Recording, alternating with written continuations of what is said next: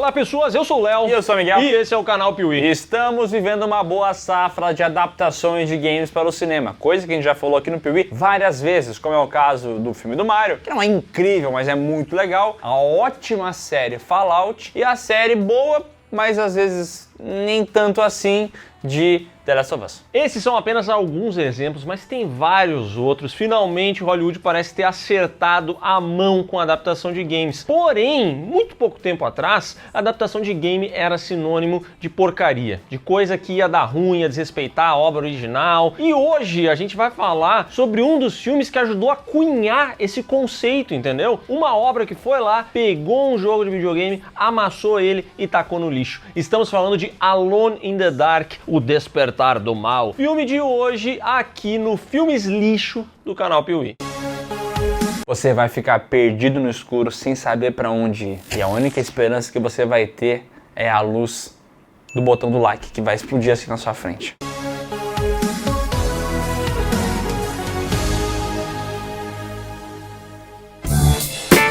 Esse roteiro é tão ruim que transforma essa história que tinha ali uma investigação inteligente e assustadora num filme burro e sem graça. Ai, não! E até dá pra fazer um bom filme quando os atores não estão lá muito bons, ou os efeitos especiais não são tão caros assim, mas quando o roteiro é ruim, meu amigo, aí não tem jeito. E é exatamente por isso que hoje em dia os roteiristas são muito valorizados. Pode procurar agora mesmo o LinkedIn aí, tá cheio de vagas para roteirista e a faixa salarial tá cada vez mais alta. Afinal, a produção de streamings, de games nacionais, de conteúdo online não para de crescer. Mas para conquistar essas vagas, é preciso estar preparado. É aí que entra a EBAC, uma instituição de ensino online que oferece mais de 150 cursos em diversas áreas, incluindo o audiovisual. Na EBAC você encontra uma plataforma interativa, conta com mais de 300 professores renomados e no fim recebe um certificado reconhecido no mercado de trabalho e sai com um portfólio pronto para conquistar a tão sonhada vaga de trabalho. É um diploma para conseguir um emprego, não só para deixar na estante. Ótimo, é assim que eu gosto. E por falar nisso, tem muito curso na EBAC que te garante um emprego. Ou seja, você termina o curso e por contrato a EBAC te garante que você vai entrar no mercado de trabalho. Então acesse agora mesmo o link na descrição ou utilize sua câmera para escanear esse código QR que tem aí na sua tela e assim você vai conseguir R$200 de desconto em qualquer curso e ainda ajuda ao canal. Mas o cupom é por tempo limitado, então corre agora mesmo no link na descrição ou no código QR e vamos, meu amigo, bora começar a trabalhar.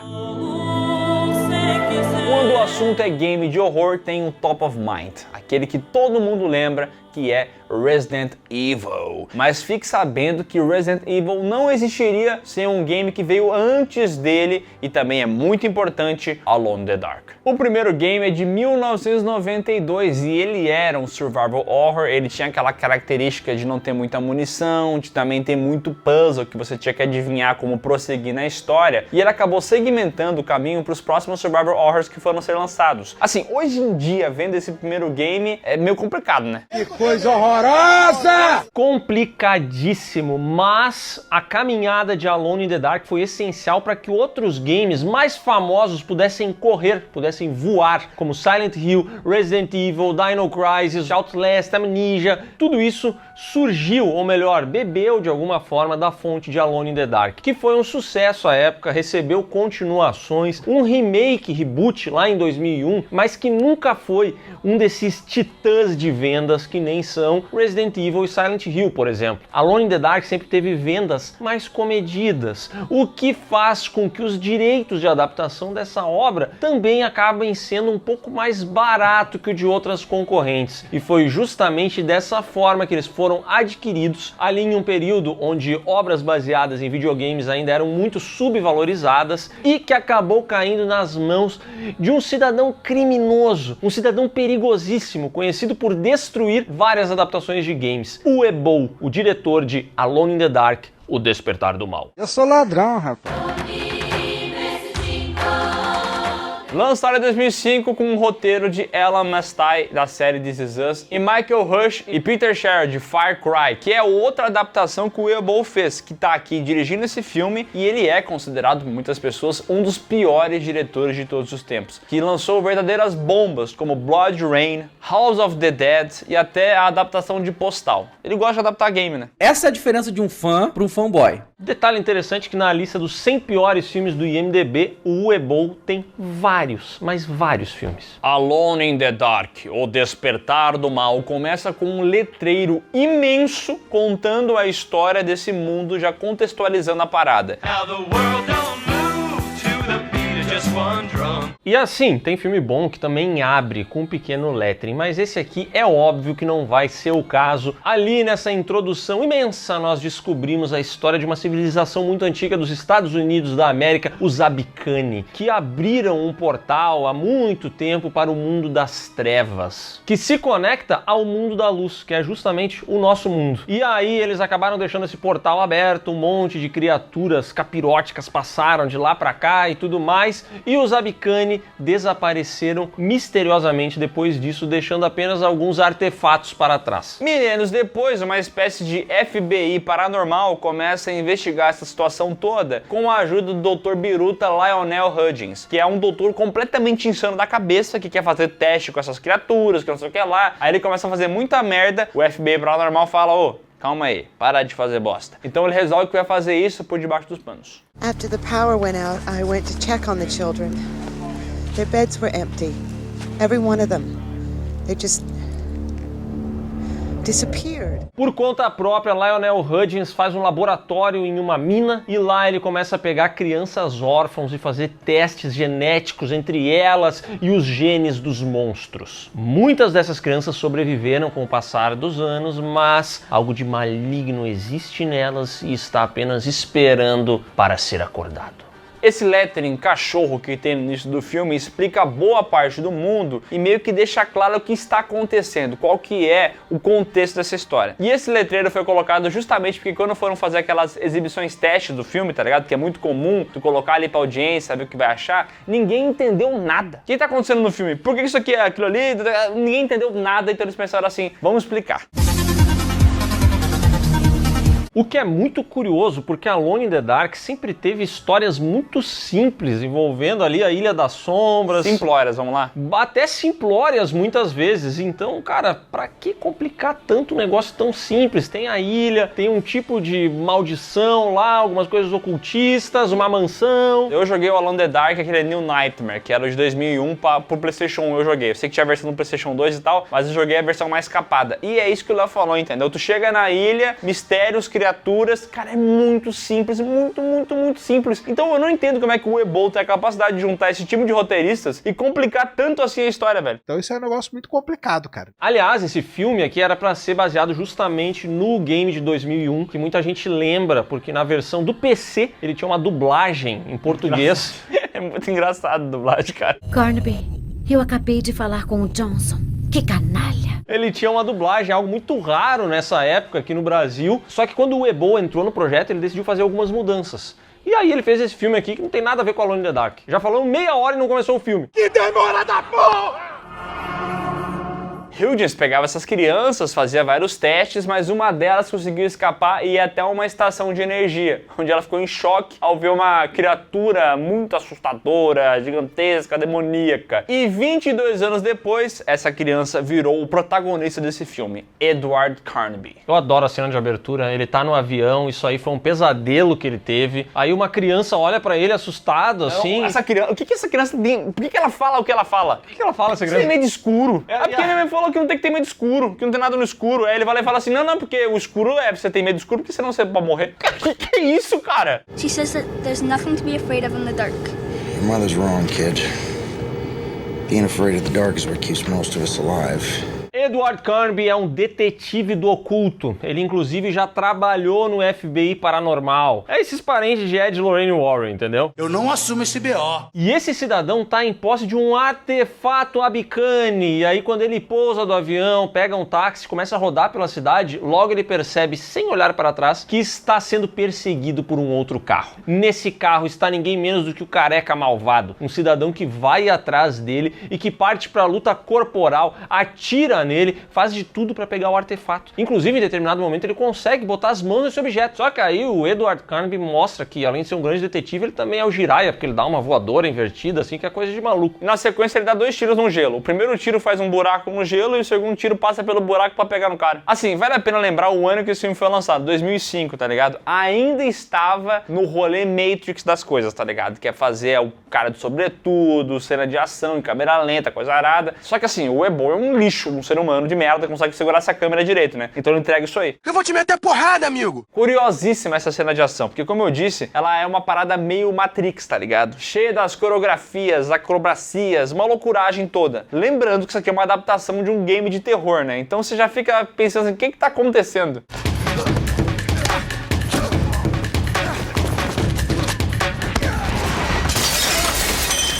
No fim, o Edward Carnby dá cabo do cidadão e vai visitar sua namorada, Aline Cedric. Aline Cedric, isso mesmo, que já dá um tapa na cara dele, mostrando que Edward Carnby é um pouco cachorrão, entendeu? Ele sumiu por alguns dias, talvez semanas, talvez meses, e ela acaba batendo no cara pra ele já se ligar que ele fez merda. Seu merda, filho da puta! E é engraçado, o que a Tara Reid fez de bom na vida dela pra ela ser tão conhecida? Nada. Ela fez American Pie, ficou famosa lá e depois ela foi aparecendo em vários outros projetos como esse, mas nunca conseguiam emplacar alguma coisa genuinamente boa. E essa é exatamente a mesma situação do Christian Slater, porém, esse aqui conseguiu. Ali, quando ninguém mais dava nada pra ele, ele foi entrar em Mr. Robot, que foi meio que a redenção desse ator, que passou anos e anos fazendo porcaria, assim como ela. Uma redenção pequena também, né? Porque pouca gente viu a parada, então, assim, pra muita gente, o Christian Slater é o ator de filme bagaceira. Que maldade você fez comigo. Bom, a Aline aqui é a assistente do Dr. Lionel Hudgens, né? Ele é um verme, mas aparentemente ele é só um grande curador de museu, um cientista, um sei lá o que ele é esse cara aqui, mas ele é um cidadão entendido do assunto, inteligente, e é justamente esse cidadão que, enquanto o Edward tá lá com a Aline, ele está no meio do oceano encontrando um outro artefato Abicane, um artefato que é feito de ouro maciço. E aí o pessoal que levou ele até lá diz assim, quer saber, eu vou roubar esse velho trouxa. Eles vão, tentam abrir a parada, conseguem, e quando abrem, todos morrem.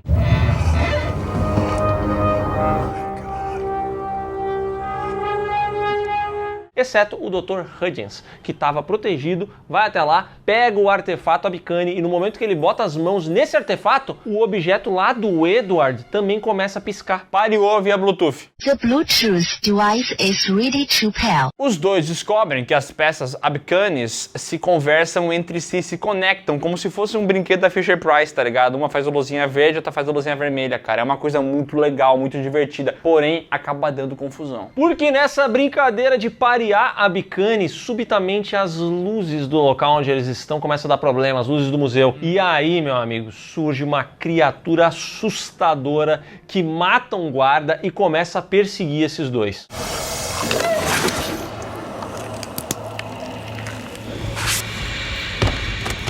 E essa criatura é o tal do Xeno, que eles chamam, que parece um xenomorfo um pouco mais bombado. E pra você ver, né, você pode falar muitas coisas sobre Alone in the Dark, que ele não é fiel na história e tal, mas ele é fiel especialmente na parte dos gráficos, né, porque aqui é o visual do PlayStation 1, top! E assim, como a gente falou, os games eram simples, até simplórios. Então as criaturas, elas sempre foram muito genéricas. Era tipo criatura baseada em zumbi. E esse filme aqui, mais uma vez, é bastante fiel com isso ao trazer essa criatura que não é nada. Ela é uma criatura. Ela não é um cachorro, ela não parece não sei o quê. Ela é simplesmente uma criatura. Ela tem uma característica que era pra ser levada em consideração, mas meio que a produção esquece às vezes. Que é tipo assim, quando ela tá nas sombras, ela tem uma forma física. Quando ela vai pra luz, ela acaba virando uma espécie de espectro. Mas isso não é muito respeitado, porque daqui a pouco vai ter uma cena cheia de luz e o bicho vai estar inteirinho também, entendeu? Então não faz sentido nenhum.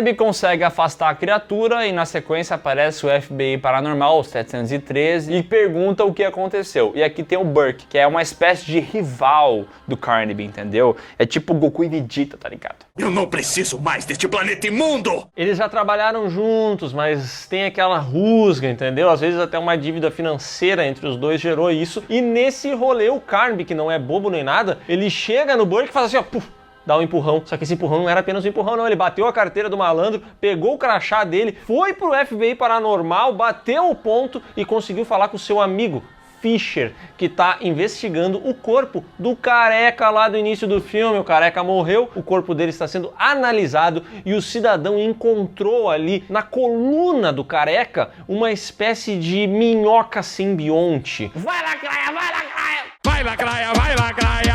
E pior, o Fisher descobre que tem uma lacraia muito parecida com essa dentro do Edward Carnaby, porém ela está inativa. Pois Edward Carnaby, no passado, quando ele era apenas uma criança, foi parar numa estação de energia. Tomou um chocão. Tomou um chocão e matou a lacraia dentro dele. A lacraia tá morta. E aí você se pergunta, como é que ele tomou um choque tão forte que matou a lacraia, mas ele tá vivo, inteiro, não aconteceu nada com esse homem. Milagre.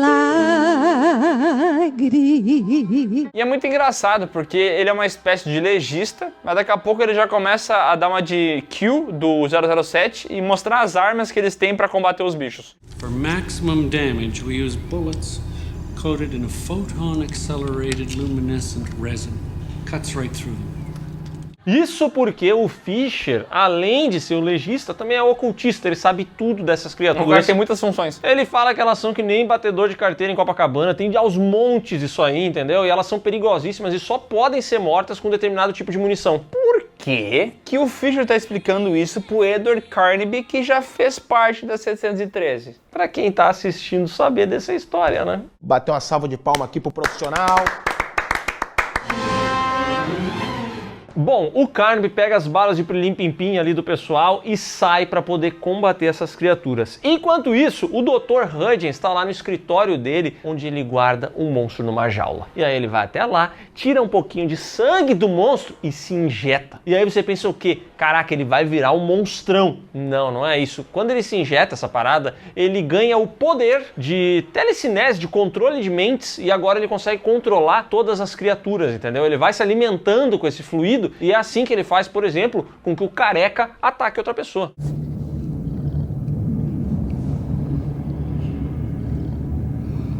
O velho safado ainda tem planos mais maléficos ainda, que a ideia dele é pegar o Fisher e botar a minhoca nele.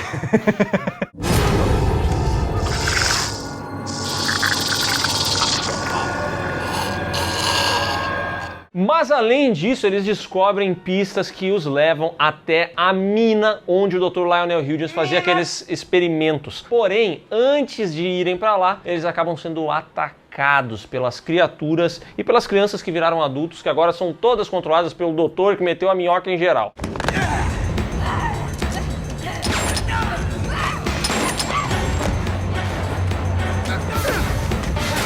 E aqui acontece a grande cena de ação do filme, porque o FBI Paranormal também aparece ali. Então é FBI Paranormal, Edward Carnaby, todo mundo lutando contra a galera das minhocas. E é um tiroteio ao som de um rock pauleira que toca do nada, né, cara? E é tipo uma sequência, como se fosse um clipe do nada, começa a... E um monte de tela piscando, luz de arma, atirando, coisa arada. Que isso, cara?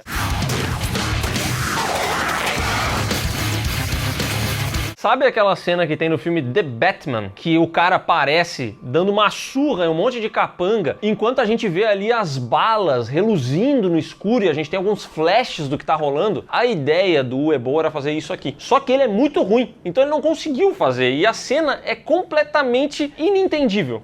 Tá rolando a parada, mas você não entende o que tá pegando, aparece uma luz na cara de alguém, de repente aparece um monstro de PlayStation 1. Cara, não dá pra entender nada do que tá rolando nessa cena. Cara, pra ser sincero, eu acho que essa aqui era pra ser a cena foda do filme, tá ligado? Tá ligado aquela cena do Doom que tu lembra? Ah, primeira pessoa e tal. A única cena que o pessoal lembra do filme, acho que o Uebo pensou que essa aqui seria a cena do filme que todo mundo ia lembrar. E é verdade, a gente lembra por ser uma bosta.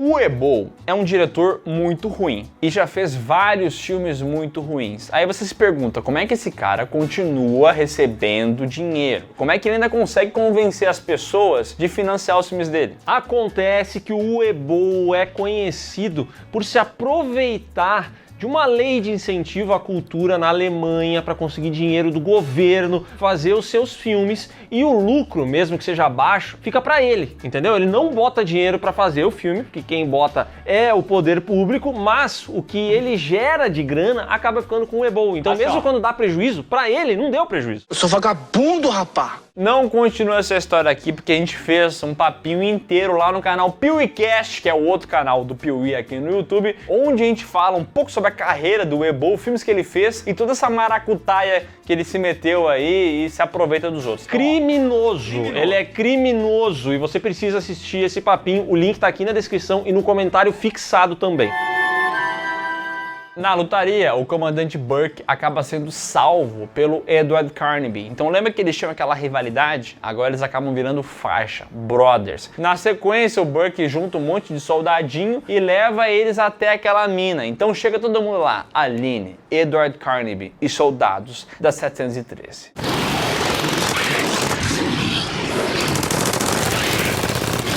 Mas é aí que aparece a galera com a minhoquinha no rabisteco, né? Eles começam a surgir, todo mundo... O doutor passou a linguiça em todo mundo. Calma, que linguiça minhocada, velho. Houve um equívoco. O doutor pega todo mundo que ele passou a minhoca e essas pessoas começam a aparecer lá junto com outros monstros e atacar eles. E aí não sobra ninguém do FBI Paranormal, exceto o Burke, que se une a Aline e ao Carnaby e todos eles entram na mina.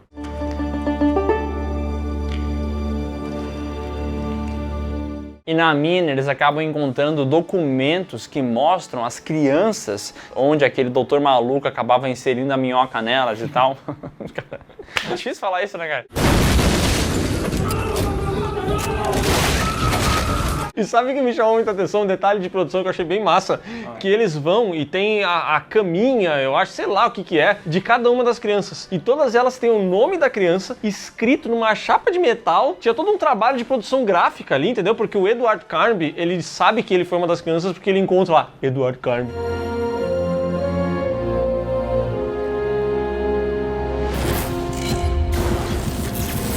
Esse filme é muito idiota porque esse mistério a gente já sabia, tá ligado? É, e aqui... Todo mundo sabia disso. O filme começa com uma cena dele lembrando do passado dele. Aí depois ele vai lá no legista e fala, ó, tem uma minhoca dentro de ti. A gente já sabe, o velho maluco botou a minhoca nele. Aí aqui no filme, eles mostram isso como se fosse o grande plot twist. É, ele olha assim, a plaquinha com o nome dele. Não acredito. Porra, o cara já tinha tirado a minhoca de dentro dele. Não, a minhoca tava lá ainda, não dava pra tirar. A minhoca não foi tirada dele? Não, é porque eles falaram que se tirar a minhoca ele podia ficar paraplégico. Que minhocão que tinha o velho, hein? Calma, chocolate branco.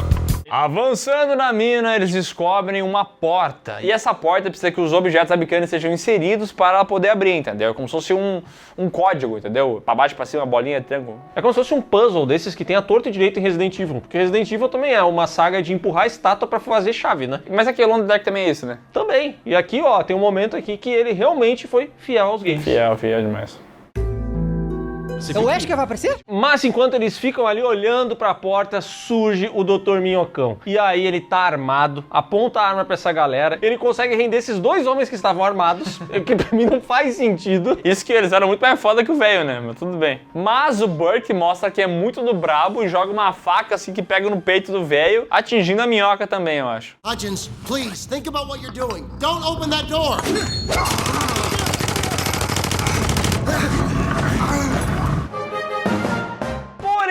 Antes de morrer, o velho havia aberto a porta e agora o portal lá do capeta do demônio do inferno tá aberto, então as criaturas estão pra escapar. E o velho tá morto no chão, mas Aline, Edward Carnaby e Burke vão até essa porta pra ver o que tá lá e ver o que tá vindo. Tem nada, não tem nada. Eles entram no suposto portal de onde milhares de criaturas virão e tem literalmente nada. Talvez tenha.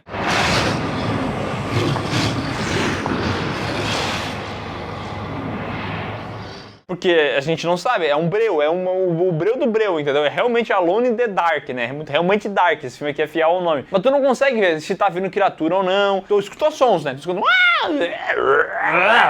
Mas isso aqui parece também, olha como... Cara, esse filme é muito fiel aos games, velho. Parece que quando tu entra num daqueles cenários pré-renderizados, tu ouve o barulho das criaturas, mas se tu não der, tipo, 8 passos, elas não vão vir, entendeu? Porque o spawn delas é lá na frente que elas dão respawn, não é aqui. Mas o som fica tocando, né? O som fica tocando. E aqui, os caras têm tempo de pegar uma bomba, armar a bomba ali no chão e sair correndo pra explodir o local, entendeu? E eles fazem tudo isso e não vem uma criatura. Porém, aqui eu realmente não entendi e até queria pedir ajuda do meu sócio, tá? Porque eles fazem isso, armam a bomba e vão embora. Aí quando eles estão indo embora, o Burke fala assim, eu tenho que voltar. Aí o Burke volta, pega a sacola, arrasta um pouco pra frente, dá uns tiros, a bomba explode e ele morre.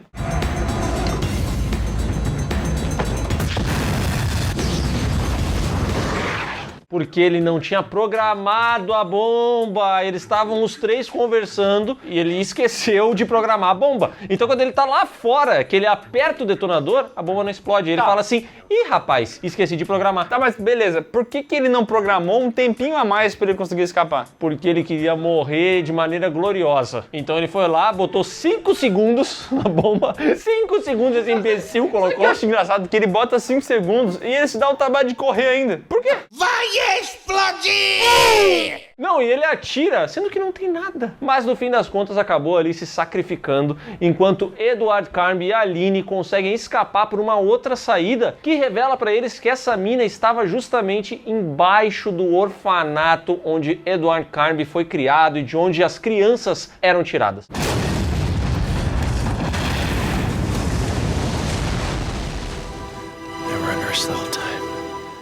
Quando ele sai daquela localidade, ele percebe que não tem ninguém naquela cidade. Absolutamente ninguém. Carros estão abandonados pela cidade. E aí vem uma voz falando que há muito tempo no passado, os Abicanes fizeram aquele processo de chamar as criaturas e eles desapareceram misteriosamente. E agora o mesmo acontece com essa cidade, que eu acho que é Nova Iguaçu. Não sei, mas se o povo de Nova Iguaçu sumiu, o mesmo não pode ser dito das criaturas, porque esse filme aqui termina com Edward Carnby e a Aline sendo atacados.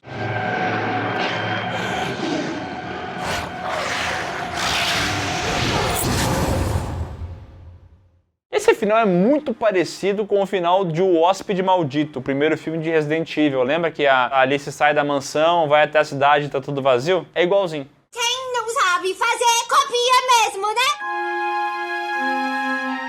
Alone in the Dark custou 20 milhões e faturou apenas 12, sendo um fracasso retumbante. 20 milhões não dá nem pra acreditar que ele custou tudo isso aí, porque o filme não tem cara de ter custado mais do que 3. Ele tem aquela cara de filme do sci-fi, tá ligado? Das Anaconda e tudo mais. Eu acho que talvez o maior custo foi pra evacuar a cidade, né? Porque eles tiveram que gravar algumas cenas na cidade vazia, isso deve ter sido um pouco caro. Eu não sei pra onde foi esse dinheiro, mas provavelmente o Ebol tá assistindo esse vídeo agora em equipamentos de ponta que ele comprou, com tudo que arrecadou com tanto filme ruim. Esse aqui foi mais um deles. E como a gente falou, é meio inacreditável, entendeu? Porque, cara, o material base ele é tão simples, não é difícil, entendeu? Não parece complexo e tal, só que o cara não consegue fazer o básico. Pra ser sincero, uma adaptação fiel de Alone in the Dark não seria um filme muito bom, tá? Porque a história já não é muita coisa, então eles teriam que dar uma compensada no terror, talvez criar uma sequência assim com um diretor mais inventivo. O que o nosso querido Uebo faz aqui é destruir aquilo que já não tinha muito potencial, entendeu? Já não tinha muito potencial, então ele cagou em cima e fez cenas horríveis que tu não consegue nem enxergar, porque vai ser um filme de terror e tal, então